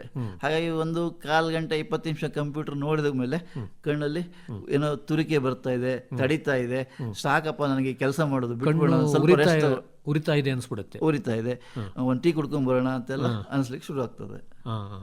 ಅಂದರೆ ಒಣಗಣ್ಣಿಗೆ ಅದನ್ನು ಕಾರಣ ಆಗ್ಬೋದು. ಕಂಪಿಡುದು ಅಂದರೆ ನಾವು ಆಗಿಂದಾಗೆ ವಿರಾಮ ಕೊಡ್ತಾ ಇರಬೇಕು ಇಂಥ ಒಂದು ನಿಮ್ಗೆ ಓಡು ಅಂದ್ರೆ ಎಷ್ಟು ಓಡ್ಲಿಕ್ಕೆ ಆಗ್ತದೆ? ಹೌದೌದು. ಒಂದು ಹಂತ ಆದ್ಮೇಲೆ ಸ್ವಲ್ಪ ರೆಸ್ಟ್ ಮಾಡಿ ಮತ್ತೆ ಕಣ್ಣಿಗೂ ಹಾಗೆ ರೆಸ್ಟ್ ಬೇಕಾಗ್ತದೆ. ಇನ್ನೊಂದು ಬಹಳ ಮುಖ್ಯವಾದ ವಿಚಾರ ಅಂದರೆ ಈ ಮಧುಮೇಹ ಇರೋಂಥವ್ರಿಗೆ ಡಯಾಬಿಟಿಕ್ ರೆಟಿನೋಪತಿ ಆಗಿದೆ ಅವರಿಗೆ ಅಂತ ಕೇಳ್ತಾ ಇರ್ತೀವಿ. ಏನು ಈ ರೀತಿ ಅಂದರೆ ಅಂತೀರಿ? ಹಳ್ಳಿಗಳಲ್ಲಿ ನೀರು ಹೋಗ್ಲಿಕ್ಕೆ ಒಂದು ನಾಲೆ ಇರ್ತದೆ. ಹೌದು. ಅದರ ಸುತ್ತ ಎರಡು ಕಡೆ ಕಟ್ಟೆ ಇರ್ತದೆ, ನೀರು ನಾಲೆ ಒಳಗೆ ಹರಿದು ಹೋಗ್ತಾ ಇರ್ತದೆ. ಅಕಸ್ಮಾತ್ ಅದು ಸೈಡಲ್ಲಿ ಇರುವಂಥ ಕಟ್ಟೆ ಸಣ್ಣ ತೂತಾದರೆ ನೀರು ಹೊರಗೆ ಲೀಕ್ ಆಗಲಿಕ್ಕೆ ಸ್ಟಾರ್ಟ್ ಆಗ್ತದೆ. ಹೌದೌದು. ಆಯ್ತಾ? ಈ ಡಯಾಬಿಟಿಸ್ ಕಾಯಿಲೆ ಮಾಡುವಂಥದ್ದೇ ಅದೇ ಕಣ್ಣಲ್ಲಿ. ಅಲ್ಲಿ ಇರುವಂಥ ಟೈಟ್ ಜಂಕ್ಷನ್ ಇದನ್ನ ಹಾಳು ಮಾಡಿಬಿಡ್ತದೆ. ಸೊ ರಕ್ತ ಏನಾಗ್ತದೆ, ಸಣ್ಣಗೆ ಒಂದೊಂದು ಹನಿ ಲೀಕ್ ಆಗಲಿಕ್ಕೆ ಸ್ಟಾರ್ಟ್ ಆಗ್ತದೆ. ರಕ್ತನಾಳದ ಒಳಗೆ ಇರುವ ಬದಲು ಅದು ಎಲ್ಲಿ ಹೋಗಬೇಕು ಅಲ್ಲಿ ಹೋಗೋ ಬದಲು ಬೇಡದೇ ಇರುವ ಜಾಗಕ್ಕೆ ಹೋಗಿಬಿಡ್ತದೆ. ಇಲ್ಲಿಗೆ ಸಪ್ಲೈ ಆದ ಕೂಡಲೇ ಅಲ್ಲಿಗೆ ಕಮ್ಮಿ ಆಯಿತು. ಇದು ಒಂದು ದಿವಸ ಒಂದು ವರ್ಷದಲ್ಲಿ ಆಗುವಂಥ ಚೇಂಜಸ್ ಅಲ್ಲ, ಒಂದು 10 ವರ್ಷ ಆಗುವಾಗ ಅಲ್ಲೆಲ್ಲ ಒಂದು ಹೊಸ ರಕ್ತನಾಳಗಳು ಹುಟ್ಟಿಕೊಂಡು ಬಿಡ್ತದೆ. ಕಣ್ಣಲ್ಲಿ ಮಧ್ಯಭಾಗ ಅಂತ ಒಂದಿರ್ತದೆ, ಸೈಡ್ ಭಾಗ ಅಂತ ಒಂದಿರ್ತದೆ. ಡಯಾಬಿಟಿಸ್ ಅಲ್ಲಿ ಯೂಶಲಿ ಸೈಡ್ ಭಾಗದಲ್ಲಿ ಸ್ಟಾರ್ಟ್ ಆಗ್ತದೆ, ಮಧ್ಯಭಾಗದಲ್ಲಿ ಅಷ್ಟು ಇರಲಿಕ್ಕಿಲ್ಲ. ಸ್ವಲ್ಪ ದಿವಸ ಆದಮೇಲೆ ಅಲ್ಲಿ ಸ್ಟಾರ್ಟ್ ಆಗ್ತದೆ. ಯಾವಾಗ ಮಧ್ಯಭಾಗಕ್ಕೆ ಬರ್ತದೆ ನೇರ ದೃಷ್ಟಿ ಕಮ್ಮಿ ಆಗ್ತದೆ, ಸೈಡಲ್ಲಿ ಇರುವಾಗ ನಮಗೆ ಗೊತ್ತಾಗೋದಿಲ್ಲ. ಅದಕ್ಕೆ ನಾನು ಅವಾಗ ಹೇಳಿದೆ, ವರ್ಷಕ್ಕೊಂದ್ಸಲ ಪರೀಕ್ಷೆ ಮಾಡಿಸ್ಕೊಂಡು ಏನಾದ್ರು ಸಮಸ್ಯೆ ಇದ್ದರೆ, ಕಾಯಿಲೆ ಕಮ್ಮಿ ಇದ್ದಾಗ ಅದಕ್ಕೆ ಲೇಸರ್ ಅಂತ ಟ್ರೀಟ್ಮೆಂಟ್ ಮಾಡಿಕೊಂಡ್ರೆ ದೃಷ್ಟಿ ಉಳಿತದೆ. ಸಮಸ್ಯೆ ಆಗಿ ಬಿಟ್ರೆ ಮತ್ತೆ ಅದನ್ನ ನಿವಾರಣೆ ಮಾಡೋಕ್ಕಾಗಲ್ಲ. ಅಂದರೆ ಮಧುಮೇಹವನ್ನು ನಿಯಂತ್ರಣದಲ್ಲಿ ಇಟ್ಕೊಳ್ಳೋದು ಬಹಳ ಮುಖ್ಯ. ಹೌದು. ಅದರಿಂದ ಈ ಒಂದು ಕಾಯಿಲೆ ಬರೋದು ಹೌದು. ಈಗ ನಾವು ಕಣ್ಣಿಗೆ ಲೇಸರ್ ಮಾಡಿದರೂ ಕೂಡ ಇರುವ ಸಮಸ್ಯೆಗೆ ಪರಿಹಾರವೇ ಹೊರತು ಮತ್ತೆ ನೀವು ಮಧುಮೇಹ ಕಂಟ್ರೋಲ್ ಮಾಡದೇ ಇದ್ರೆ ಈ ಸಮಸ್ಯೆಗಳು ಮತ್ತೆ ಉದ್ಭವ ಆಗ್ತದೆ. ಮತ್ತೆ ಕಣ್ಣಲ್ಲಿ ದುರ್ಮಾಂಸ ಬೆಳೆಯೋದು ಅಂತ ಕೇಳ್ತಾ ಇರ್ತೀವಿ. ಏನು ಆ ರೀತಿ ಅಂದರೆ? ಕಣ್ಣಲ್ಲಿ ದುರ್ಮಾಂಸ ಅಂದರೆ ಅದು ಕಣ್ಣಿನ ಕಾರ್ನಿಯ ಕರಿಗುಡ್ಡೆ ಅಂತ ಹೇಳ್ತಿಲ್ಲ, ಅದರ ಪಕ್ಕದಲ್ಲಿ ಒಂದು ಗುಳ್ಳೆ ತರ ಬರ್ತದೆ. ಅದೊಂಥರ ಚಪ್ಪಟೆ ಆಗಿರ್ತದೆ, ಒಂಥರ ತ್ರಿಕೋಣ ಆಕಾರದಲ್ಲಿ ಇರ್ತದೆ. ಇದು ಸಾಧಾರಣವಾಗಿ ಬಿಸಿಲಲ್ಲಿ ಕೆಲಸ ಮಾಡ್ತಾರಲ್ಲ, ಕೂಲಿ ಕಾರ್ಮಿಕರು ಅಂತ ನಾವೇನು ಹೇಳ್ತೀವಲ್ಲ, ಅಂಥವರಲ್ಲಿ ಕಂಡು ಬರ್ತದೆ. ಇದನ್ನು ಔಷಧಿಯಲ್ಲಿ ಗುಣಪಡಿಸೋದು ಸ್ವಲ್ಪ ಕಷ್ಟ, ಆಪರೇಷನ್ ಮಾಡಿ ತೆಗಿಬೇಕಾಗ್ತದೆ. ಇಲ್ಲಿ ಒಂದು ವಿಚಾರ ನೆನ್ಪಿಟ್ಕೊಳ್ಬೇಕು, ತೆಗೆದ್ರೂ ಕೂಡ ಮತ್ತೆ ಬರೋದಿಲ್ಲ ಅಂತ ಗ್ಯಾರಂಟಿ ಹೇಳೋಕೆ ಕಷ್ಟ ಆಗ್ತದೆ. ಅದೊಂದು ಸಮಸ್ಯೆ ಉಂಟು. ಏನಾಗ್ತದೆ, ನಾವು ತೆಗೆದಾಗ ಚಂದ ಇರ್ತದೆ, ಡಾಕ್ಟರ್ ಚಂದಾಗಾಯ್ತು ಅಂತ. 6 ತಿಂಗಳು ವರ್ಷ ಆದ್ಮೇಲೆ ಡಾಕ್ಟರ್ ನೀವು ತೆಗೆದಿದ್ರಿ ಮತ್ತೆ ಬಂತು, ಮತ್ತೆ ಬರ್ಬೋದು, ಬರುತ್ತೆ ಅಂತ 100% ಅಲ್ಲ, ಕೆಲವರಲ್ಲಿ ಬರ್ತದೆ. ಮತ್ತು ಇನ್ನೊಂದು ನಾವು ಕೇಳ್ತಾ ಇರ್ತೀವಿ, ಕಣ್ಣು ಕೆಂಪಗಾಗಿ ನೀರು ಬರೋದು, ಸಾಮಾನ್ಯರ ಒಂದು ಭಾಷೆಯಲ್ಲಿ ಹೇಳೋದಾದ್ರೆ ಕಂಜಂಕ್ಟಿವೈಟಿಸ್ ಅಂತ. ಏನು ಈ ರೀತಿ ಅಂದರೆ ಇದು ಬರೋದಕ್ಕೆ ಏನು ಕಾರಣ? ಕಂಜಂಕ್ಟಿವೈಟಿಸ್ ಅಂದರೆ ನಾವು ಕಣ್ಣಿನ ಎದುರುಗಡೆ ಭಾಗದಲ್ಲಿ ಕರಿಗುಡ್ಡೆ ಪಕ್ಕದಲ್ಲಿ ಒಂದು ಸ್ಮೂತ್ ಆಗಿದ್ದು ಒಂದು ಇರ್ತದೆ, ಕಣ್ಣಿನ ಮೂವ್ಮೆಂಟು ಸ್ಮೂತ್ ಆಗಿ ಆಗಲಿ ಅಂತ, ಅದು ಕಂಜಂಕ್ಟಿವ್ ಅಂತ ನಾವು ಹೇಳ್ತೇವೆ. ಅಲ್ಲಿ ಇನ್ಫೆಕ್ಷನ್ ಆಗಿ ಕಣ್ಣು ಕೆಂಪಾಗ್ತದೆ, ಕಣ್ಣಲ್ಲಿ ಹಿಕ್ಕು ಬರ್ತದೆ, ಬೆಳಗ್ಗೆ ಎದ್ದಾಗ ಕಣ್ಣು ಅಂಟಿಕೊಳ್ತದೆ. ಇದರಲ್ಲಿ ಏನಪ್ಪ ಅಂದರೆ ನಮಗೆ ಒಂದು ಅಡ್ವಾಂಟೇಜ್ ಉಂಟು, ಒಂದು ಡಿಸ್ಅಡ್ವಾಂಟೇಜ್ ಉಂಟು. ಅಡ್ವಾಂಟೇಜ್ ಏನಂದರೆ ಇದು ತೀರಾ ಕಣ್ಣಿನ ದೃಷ್ಟಿ ಹೋಗುವಂಥ ಕಾಯಿಲೆ ಅಲ್ಲ, ಇದ್ದಾಗ ಸ್ವಲ್ಪ ಕಿರಿಕಿರಿ ಆಗ್ತದೆ. ಆದರೆ ಇದರಲ್ಲಿ ಸಮಸ್ಯೆ ಏನಂದರೆ ಒಬ್ಬರಿಂದ ಒಬ್ಬರಿಗೆ ಹರಡ್ತದೆ. ಮಕ್ಕಳಲ್ಲಿ ಹರಡೋದು ಬಹಳ ಸಹಜ. ಯಾಕೆಂದರೆ ಒಂದು ಶಾಲೆಯಲ್ಲಿ 1000 ಜನ ಇದ್ದರೆ ಒಬ್ಬ ಮಗುವಿಗೆ ಕಾಯಿಲೆ ಇದ್ದರೆ ಇನ್ನು 999 ಜನ ರಿಸ್ಕ್ ಆಯ್ತದೆ. ಅಂದರೆ ಅದು ಸಂಪರ್ಕದಿಂದ ಸಂಪರ್ಕದಿಂದ, ಗಾಳಿ ಮೂಲಕ ಬರೋದಿಲ್ಲ. ಈಗ ಏನಾಗ್ತದೆ, ನಾನು ನನ್ನ ಕಣ್ಣು ಮುಟ್ಟಿರ್ತೇನೆ, ನನಗೆ ಕಾಯಿಲೆ ಉಂಟು ಅಂತಂದರೆ ನನ್ನ ಕೈನಲ್ಲಿ ಟಚ್ ಮಾಡಿರ್ತೇನೆ, ಇನ್ನೊಂದು ಮಗು ಬಂದು ಅದನ್ನು ಟಚ್ ಮಾಡಿ ಅವನ ಕಣ್ಣಲ್ಲಿ ಕೈ ಮುಟ್ಕೊಂಡು ಬಿಡ್ತಾನೆ, ಹಾಗೆ ಬರ್ತದೆ. ಅಂದರೆ ಆಗ ಕಣ್ಣಲ್ಲಿ ಒಂದು ರೀತಿ ನೀರು ಸೋರೋದು, ಕೆಂಪಾಗೋದು, ಕಣ್ಣು ತೆಗಿಯೋದಕ್ಕೆ ಕಷ್ಟ ಆಗುತ್ತೆ. ಈಗ ಮನೆಯಲ್ಲಿ ಇನ್ನೊಂದು ಏನಾಗ್ತದೆ ಅಂದರೆ ಎಲ್ಲರೂ ಒಂದೇ ಟವಲ್ ಒಂದೇ ಕರ್ಚೀಫ್ ಯೂಸ್ ಮಾಡ್ತಾರೆ, ಮಗು ಅದರಲ್ಲಿ ಕಣ್ಣು ಒರೆಸಿರ್ತದೆ, ಅದೇ ಕರ್ಚೀಫ್ ತಗೊಂಡು ಬೇರೆಯವರು ಕಣ್ಣು ಒರೆಸಿ ಬಿಟ್ರೆ ಹರಡಿ ಬಿಡ್ತದೆ. ಅದರ ನಿವಾರಣೆ ಹೇಗೆ ಅಂತೀರಿ? ಬಂದ್ಮೇಲೆ ಚಿಕಿತ್ಸೆ ಉಂಟು, ಅದಕ್ಕೆ ನಮ್ಮಲ್ಲಿ ಡ್ರಾಪ್ಸ್ ಕೊಡ್ತೇವೆ, ಮಾತ್ರೆ ಕೊಡ್ತೇವೆ, ಕಮ್ಮಿ ಆಗ್ತದೆ. ಮಗುವನ್ನು ಸ್ವಲ್ಪ ಬೇರೆಯವರಿಂದ ಒಂದು ಸಂಪರ್ಕದಲ್ಲಿ ಇರೋದನ್ನು ಬಿಡಬೇಕು. ಅವರು ಉಪಯೋಗಿಸುವಂಥ ಬಟ್ಟೆ, ಕರ್ಚೀಫ್ ಇತ್ಯಾದಿಗಳನ್ನು ಬೇರೆಯವರು ಉಪಯೋಗಿಸಬೇಕು. ಆ ಸಂದರ್ಭದಲ್ಲಿ ಶಾಲೆಗೂ ಕೂಡ ಕಳಿಸಬಾರ್ದು, ರಜೆ ಮಾಡಬೇಕು. ಹೌದು, ಖಂಡಿತ. ಮತ್ತೆ ಸಾಧಾರಣವಾಗಿ ಈ ಕಣ್ಣಿನ ಪೊರೆ ಚಿಕಿತ್ಸೆ ಆದವ್ರಿಗೂ ಕೂಡ ತಾವು ಕಣ್ಣಿಗೆ ಹಾಕುವಂಥ ಡ್ರಾಪ್ಸ್ ಕೊಡ್ತೀರಾ, ಅದನ್ನು ಅವರು ಹಾಕ್ಕೋಬೇಕಾಗತ್ತೆ. ಕಣ್ಣಿನ ಕಾಯಿಲೆ ಬಂದಾಗ ಕೊಡುವ ಡ್ರಾಪ್ಸೇ ಬೇರೆ, ಆಪರೇಷನ್ ಆಗೋ ಕೊಡುವಂಥ ಡ್ರಾಪ್ಸೇ ಬೇರೆ. ಆದರೆ ಅದನ್ನು ಬಳಸಬೇಕು, ಬಳಸಬೇಕು. ಆಪರೇಷನ್ ಆದಾಗ ಬಳಸುವಂಥ ಒಂದು ಡ್ರಾಪ್ಸ್ ಅಂತಲೇ ಹೇಳ್ಬೋದು. ಇನ್ನು ಮುಖ್ಯವಾಗಿ ಕಣ್ಣಿಗೆ ಕೆಲವು ಸಂದರ್ಭದಲ್ಲಿ ಗಾಯ ಆಗುತ್ತೆ, ಪೆಟ್ಟಾಗುತ್ತೆ, ಆ ಸಂದರ್ಭದಲ್ಲಿ ಏನು ಮಾಡಬೇಕಾಗತ್ತೆ ಅಂತೀರಿ? ಆ ಸಂದರ್ಭದಲ್ಲಿ ನೀವು ಡೈರೆಕ್ಟಾಗಿ ಕಣ್ಣಿನ ಡಾಕ್ಟ್ರನ್ನ ಕಾಣಬೇಕಾಗ್ತದೆ. ಯಾಕೆಂದರೆ ನಾವು ಏನು ಅನ್ನಿಸ್ತಾ ಇರ್ತದೆ ಅಲ್ಲಿ ಇರುವಂಥ ಸಮಸ್ಯೆಗೆ ತಾಳಮೇಳ ಹಾಕೋದು ಸ್ವಲ್ಪ ಕಷ್ಟ ಆಗ್ತದೆ. ನೋಡಲಿಕ್ಕೆ ಸಿಂಪಲ್ ಆಗಿ ಕಾಣ್ಬೋದು, ಕಣ್ಣಿನ ದೃಷ್ಟಿ ಹೋಗುವಂಥ ಸಮಸ್ಯೆ ಇರ್ಬೋದು, ಇಲ್ಲ ಕಣ್ಣು ಭಯಂಕರವಾಗಿ ಕಾಣ್ಬೋದು, ಕಣ್ಣಿಗೆ ಸಮಸ್ಯೆ ಆಗದೇನೋ ಇರ್ಬೋದು. ಅದರಿಂದ ನೀವು ತಕ್ಷಣ ಕಣ್ಣಿನ ಡಾಕ್ಟರ್ನ ಸಂಪರ್ಕ ಮಾಡಿ ಚಿಕಿತ್ಸೆ ತೆಗೆದುಕೋಬೇಕು. ಹೌದು. ಮತ್ತೆ ಕಣ್ಣಿಗೆ ಕೆಲವು ಸಂದರ್ಭದಲ್ಲಿ ಪರಕೀಯ ವಸ್ತುಗಳು ಬೀಳ್ತವೆ. ಸಣ್ಣ ಒಂದು ಏನೋ ಒಂದು ಕೀಟ ಪ್ರವೇಶ ಮಾಡೋದು, ಏನೋ ಒಂದು ಸಣ್ಣ ಪುಡಿ ಬೀಳೋದು, ಇಂಥದ್ದು ಅವಾಗ ಏನು ಮಾಡ್ಬೇಕಾಗತ್ತೆ ನಾವು? ಅದನ್ನು ತೆಗಿಬೇಕಾಗ್ತದೆ. ಈಗ ಕೀಟಕ್ಕಿಂತ ನಮಗೆ ಸಮಸ್ಯೆ ಎಲ್ಲಿ ಬರ್ತದೆ ಅಂದರೆ, ಈಗ ರೈತಾಪಿ ಜನರಲ್ಲಿ ತೋಟಕ್ಕೆ ಹೋಗಿರ್ತಾರೆ, ಅದು ಟೊಂಗೆ ಏನೋ ಒಂದು ಬಂದು ಹೀಗೆ ತಾಗೇ ಬಿಡ್ತದೆ. ಅಲ್ಲಿ ಈಗ ಹೈವೇ ಥರ ಅಗಲ ರಸ್ತೆ ಇರೋದಿಲ್ಲ, ಗಿಡದ ಸಂಧಿ ಹೋಗುವಂಥ ಅಭ್ಯಾಸ ಅವರಲ್ಲಿ ಇರ್ತದೆ, ಕಣ್ಣಿಗೆ ತಾಗಿ ಅದು ಹೋಗ್ತದೆ. ಇಲ್ಲಾಂದ್ರೆ ಈಗ ನಮ್ಮ ವೆಲ್ಡಿಂಗ್ ಮಾಡ್ತಾರೆ, ವೆಲ್ಡಿಂಗ್ ಮಾಡುವಾಗ ಅದು ಅಲ್ಲಿ ಏನಾಗ್ತದೆ ಅಂದರೆ ವೆಲ್ಡಿಂಗ್ ಸಣ್ಣ ಪೀಸು ತುಂಬ ಸ್ಪೀಡಲ್ಲಿ ಹಾರಿಬಿಡ್ತದೆ, ಜೊತೆಗೆ ಕಿಡಿಗಳು ಬರ್ತದೆ. ಕಿಡಿಗಳ ಅಷ್ಟು ಸಮಸ್ಯೆ ಆಗೋದಿಲ್ಲ, ಕಬ್ಬಿಣದ ಪೀಸ್ ಬರುತ್ತಲ್ಲ ಅದು ಹಾರಿ ಕರಿಗುಡ್ಡೆ ಮೇಲೆ ಕೂತ್ಬಿಡ್ತದೆ. ಮತ್ತೆ ಈ ಕಳೆ ಕೊಚ್ಚುವಂತ ಯಂತ್ರಗಳನ್ನು ಬಳಸ್ತಾ ಇದ್ದಾರೆ ಈಗ, ಅದರಿಂದಲೂ ಸಣ್ಣ ಸಣ್ಣ ಕಡ್ಡಿಗಳು ಇವೆಲ್ಲ ಬರ್ತದೆ. ಆ ಸಂದರ್ಭದಲ್ಲಿ ಎಚ್ಚರಿಕೆ ವಹಿಸಬೇಕು. ಈಗ ವೆಲ್ಡಿಂಗ್ ಮಾಡೋರಂತೂ ದಯವಿಟ್ಟು ಕೂಲಿಂಗ್ ಗ್ಲಾಸ್ ಹಾಕಲೇಬೇಕು. ಯಾಕೆಂದ್ರೆ ಅದು ಕರೆಕ್ಟ್ ಮಧ್ಯಭಾಗಕ್ಕೆ ತಾಗಿಬಿಟ್ರೆ ದೃಷ್ಟಿ ಶಾಶ್ವತವಾಗಿ ಕಮ್ಮಿ ಆಗಿ ಬಿಡ್ತದೆ. ಮತ್ತೆ ರೈತರು ಈ ರಾಸಾಯನಿಕಗಳೆಲ್ಲ ಸಿಂಪಡಣೆ ಮಾಡ್ತಾ ಇರ್ತಾರೆ, ಆಗ್ಲೂ ಬಹಳ ಕಷ್ಟ ಅಲ್ವಾ ಕಣ್ಣಿಗೆ? ರಾಸಾಯನಿಕ ಅಷ್ಟು ಡೇಂಜರ್ ಅಂತ ಹೇಳುವುದಿಲ್ಲ ನಾನು. ಈಗ ಉಪಯೋಗಿಸುವಂಥ ಕೆಮಿಕಲ್ನ ತೀವ್ರತೆ ಅದು ಕಂಪೋಸಿಷನ್ ಮೇಲೆ ಹೋಗ್ತದೆ. ಅಲ್ಲಿ ಚಿಕಿತ್ಸೆ ಬಹಳ ಸುಲಭ. ನೀವು ಕಣ್ಣಿಗೆ ಏನೋ ಬಿತ್ತು ಅಂದ ತಕ್ಷಣ ಚೆನ್ನಾಗಿ ಕಣ್ಣು ತೊಳ್ಕೊಂಡ್ಬಿಡಿ, ಶುದ್ಧವಾದ ನೀರಿನಿಂದ ಕಣ್ಣು ತೊಳಿಬೇಕು. ಹೌದು, ತಕ್ಷಣ ಡಾಕ್ಟರ್ ಹತ್ರ ಹೋಗಿ ಒಂದು ಡ್ರಾಪ್ಸ್ ಆಯಿಂಟ್ಮೆಂಟ್ ಕೊಡ್ತಾರೆ. ಸಾಧಾರಣವಾಗಿ 100-99 ಜನಕ್ಕೆ ಏನು ಸಮಸ್ಯೆ ಇಲ್ಲದೆ ಪರಿಹಾರ ಆಗ್ತದೆ. ನೀವು ಲೇಟ್ ಮಾಡಿದಷ್ಟು ಸಮಸ್ಯೆ ಆಗ್ತದೆ. ಮತ್ತೆ ಮನೆಗಳಲ್ಲೂ ಕೂಡ ಇಂಥ ಏನಾದರೂ ಸಣ್ಣ ಪರಕೀಯ ವಸ್ತುಗಳು ಪ್ರವೇಶ ಮಾಡಿದಾಗ ಕಣ್ಣನ್ನು ಚೆನ್ನಾಗಿ ತೊಳಿಬೇಕು ಶುದ್ಧವಾದ ನೀರಿನಿಂದ. ಇನ್ನು ನಮ್ಮಲ್ಲಿ ಸಾಕಷ್ಟು ಕಣ್ಣಿನ ದೋಷಗಳಿರ್ತವೆ, ಮತ್ತು ಕೆಲವರು ಅಂಧರಾಗಿರ್ತಾರೆ. ಅಂಧತ್ವ ನಿಯಂತ್ರಣಕ್ಕೆ ಒಂದು ಮಾರ್ಗ ಅಂದರೆ ಕಣ್ಣಿನ ದಾನ, ನೇತ್ರದಾನ. ಈ ನೇತ್ರದಾನದ ಬಗ್ಗೆ ಸ್ವಲ್ಪ ಹೇಳ್ತೀರಾ? ನೇತ್ರದಾನ ಬಹಳ ಮುಖ್ಯವಾದ್ದು, ಮಹಾದಾನ ಒಂದು. ಯಾಕೆ ಅಂತ ಹೇಳ್ತೀವಿ ನೋಡಿ, ರಕ್ತದಾನ ಆದರೆ ಯಾರು ಬೇಕಾದ್ರೂ ಕೊಟ್ಟು ಬಿಡ್ತಾರೆ. ಈಗ ನಾವು ಯಾರಿಂದನೂ ಕಿತ್ಕೊಳ್ಳಿಕ್ಕೆ ಆಗೋದಿಲ್ಲ, ಇದನ್ನು ಸತ್ತಂತವರಿಂದಲೇ ತೆಗಿಬೇಕು, ತಗೊಳ್ಳೋದು. ಬದುಕಿರೋಂಥವ್ರ ಹತ್ರ ತಗೊಳ್ಳಲ್ಲ, ಖಂಡಿತ ತಗೋಬಹುದು. ಆದ್ರೆ ಬದುಕಿರುವಾಗ ನಾವು ಕಣ್ಣಿನ ದಾನ ಮಾಡಬಹುದು, ಅದಕ್ಕೆ ಅನುಮತಿ ಪತ್ರ ಕೊಡ್ಬೋದು. ನಾವು ಸತ್ತ ಮೇಲೆ ಅದನ್ನು ತೆಕೊಂಡು ಹೋಗ್ತೇವೆ. ಈಗ ನಾವು ಒಂದು ನೋಡಿ, ಒಂದು ಕೆಲವೊಂದಷ್ಟು ಇಲ್ಲಿ ಅರ್ಥ ಮಾಡ್ಕೊಳ್ಬೇಕಾಗ್ತದೆ. ಒಬ್ಬ ವ್ಯಕ್ತಿ ಮೃತವಾದಾಗ ಮನೆಯ ಪರಿಸ್ಥಿತಿ ಬೇರೆ ಇರ್ತದೆ. ಹೌದೌದು, ಯಾರು ಮಾತಾಡುವ ಪರಿಸ್ಥಿತಿಯಲ್ಲೂ ಇರುವುದಿಲ್ಲ. ಹಾಗಾದ್ರಿಂದ ನಾವು ಹೋಗಿ ಕಣ್ಣನ್ನು ಕೊಡಿ ಅಂತ ಕೇಳಲಿಕ್ಕೂ ಆಗುವುದಿಲ್ಲ. ಅದರಿಂದ ಕುಟುಂಬದವರೇ ಮುಂದೆ ಬರಬೇಕು. ಅವರಾಗೆ ವಾಲಂಟಿಯರ್ ಮಾಡಿದರೆ ನಾವು ತೆಕ್ಕೊಂಡು ಹೋಗ್ಬೋದು. ಸಾಧಾರಣವಾಗಿ ಕಣ್ಣಿನ ಬ್ಯಾಂಕುಗಳು ಇದಾವೆ ಇದೆ. ಈಗ ಕಣ್ಣಿನ ಬ್ಯಾಂಕಲ್ಲಿ 2 ಥರ, ಒಂದು ಕಲೆಕ್ಷನ್ ಸೆಂಟರ್ ಅಂತ ಇರ್ತದೆ, ಸಂಗ್ರಹಣಾ ಕೇಂದ್ರ. ಇನ್ನೊಂದು ಬ್ಯಾಂಕ್, ಅಲ್ಲಿ ಆಪರೇಷನ್ ಮಾಡುವಂತ ಸೌಲಭ್ಯಗಳು ಇರ್ತದೆ. ಈಗ ನೀವು ಕಣ್ಣಿನ ಭಾಗಗಳನ್ನ ತೆಗೆದುಕೊಳ್ತೀರಾ, ಮುಖ್ಯವಾಗಿ ಯಾವ್ಯಾವ ಭಾಗಗಳನ್ನ ತೆಗೆದುಕೊಳ್ತೀರಾ? ಕಣ್ಣು ತೆಗೆಯುವಾಗ ಇಡೀ ಕಣ್ಣನ್ನು ತೆಗಿತೇವೆ. ಅಲ್ಲಿ ಎದುರುಗಡೆ ಕಾರ್ನಿಯಾ ಅಂತ, ಕಪ್ಪುಗುಡ್ಡೆ ಅಂತ ಏನು ಹೇಳ್ತೀವಲ್ಲ, ಅದನ್ನು ಮಾತ್ರ ಅಳವಡಿಸ್ತೇವೆ. ಅದನ್ನು ಮಾತ್ರ. ಅದಕ್ಕೋಸ್ಕರನೇ ಬಹಳ ಜನ ಕಾಯ್ತಾ ಇದ್ದಾರೆ ಈಗ. ಖಂಡಿತ. ಏಕೆಂದ್ರೆ ನಮ್ಮಲ್ಲಿ ಕೋಟ್ಯಾಂತರ ಜನರು ಕಣ್ಣಿನ ಕಾರ್ನಿಯಾ ಕಾಯಿಲೆಯಿಂದ ನರಳುತ್ತಾ ಇದ್ದಾರೆ. ನಮ್ಮ ದೇಶದಲ್ಲಿ ಆಗುವಂಥದ್ದು 25,000 ನೇತ್ರದಾನ ಮಾತ್ರ. ಈಗ ನಾವು ಅದು ಬ್ಯಾಕ್ಲಾಗ್ ಉಳಿತಾನೇ ಹೋಗ್ತದೆ. ಅವಶ್ಯಕತೆ 10 ಲಕ್ಷ 15 ಲಕ್ಷ ಇರ್ತದೆ, 25,000 ಮಾತ್ರ ಸಪ್ಲೈ ಆಗ್ತದೆ. 2 ಕಣ್ಣು 50,000 ಟ್ರಾನ್ಸ್ಪ್ಲಾಂಟ್ ಆಗ್ಬೋದು. ಅಲ್ಲಿಗೆ ವರ್ಷಕ್ಕೆ ನಮಗೆ 9.5 ಲಕ್ಷ ಬ್ಯಾಕ್ಲಾಗ್ ಉಂಟು. ಅಂದರೆ ಎಲ್ಲರೂ ಕೂಡ ನೇತ್ರದಾನ ಮಾಡ್ಬೋದು, ಯಾರು ಬೇಕಾದ್ರೂ ನೇತ್ರದಾನ ಮಾಡ್ಬೋದು. ಕೆಲವೊಂದಷ್ಟು ನಾವು ಅದಕ್ಕೆ ಹಿನ್ನೆಲೆಯಲ್ಲಿ ಅದಕ್ಕೆ ಪ್ರೋತ್ಸಾಹ ಮೊದಲಿಂದ ಕೊಡಬೇಕು, ಸಣ್ಣ ಮಕ್ಕಳಿಂದ ಕೊಟ್ಟರೆ. ಈ ಉದಾಹರಣೆಗೆ ಶ್ರೀಲಂಕಾದಲ್ಲಿ ಸಣ್ಣ ಪುಟ್ಟ ದೇಶ, 95% ಜನ ನೇತ್ರದಾನ ಮಾಡ್ತಾರೆ ಸತ್ತ ಮೇಲೆ. ನಮ್ಮಲ್ಲಿ 95 ಜನ ಮಾಡೋದಿಲ್ಲ, 5% ಮಾತ್ರ ಮಾಡ್ಬೋದು. ಶ್ರೀಲಂಕಾದ ನಾವು ಮೆಚ್ಚಬೇಕು. ಜಗತ್ತಿಗೆ ಎಷ್ಟೋ ದೇಶಗಳಿಗೆ ಅದನ್ನು ಕಲ್ಚರ್ ಮಾಡಿ ಕಳಿಸ್ತಾರೆ. ನಾವು ಅದನ್ನ ಅಳವಡಿಸ್ಬೇಕು. ಅಂದರೆ ನಮ್ಮಲ್ಲೂ ಪ್ರಯತ್ನ ಪಟ್ಟರೆ ನಾವು ಮಾಡಬಹುದು, ಅರಿವನ್ನು ಮೂಡಿಸುವ ಕೆಲಸ.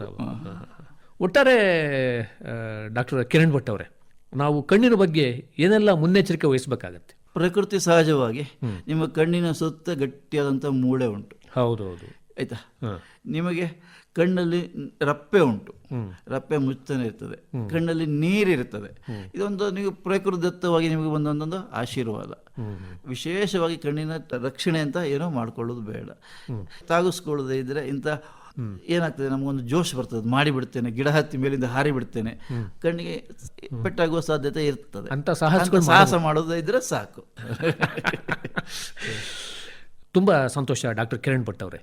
ಈ ಅಂಧತ್ವ ನಿಯಂತ್ರಣ ಸಪ್ತಾಹದ ಸಂದರ್ಭದಲ್ಲಿ ನಮ್ಮ ಕೇಳುಗರಿಗೆ ಅಂಧತ್ವ ನಿಯಂತ್ರಣ ಸಪ್ತಾಹದ ಆಚರಣೆಯ ಉದ್ದೇಶ ಮತ್ತು ಇದರ ಹಿನ್ನೆಲೆ ಮತ್ತು ಕಣ್ಣಿನ ವಿವಿಧ ಸಮಸ್ಯೆಗಳ ಬಗ್ಗೆ ಸಾಕಷ್ಟು ವಿವರವಾಗಿ ಮಾಹಿತಿ ಮಾಡಿಕೊಟ್ಟಿದ್ದಾರೆ. ನಿಮಗೆ ತುಂಬ ಧನ್ಯವಾದಗಳು. ನಮಸ್ಕಾರ. ನಮಸ್ತೆ. ಇದುವರೆಗೆ ಅಂಧತ್ವ ನಿಯಂತ್ರಣ ಸಪ್ತಾಹದ ಅಂಗವಾಗಿ ಕೊಡಗು ವೈದ್ಯಕೀಯ ವಿಜ್ಞಾನಗಳ ಸಂಸ್ಥೆಯ ನೇತ್ರಶಾಸ್ತ್ರ ವಿಭಾಗದ ಸಹ ಪ್ರಾಧ್ಯಾಪಕರಾದ ಕಿರಣ್ ಭಟ್ ವೈಎಸ್ ಅವರೊಂದಿಗೆ ಸಂದರ್ಶನ ಕೇಳಿದಿರಿ. ಇವರನ್ನು ಸಂದರ್ಶಿಸಿದವರು PM ಜಗದೀಶ್.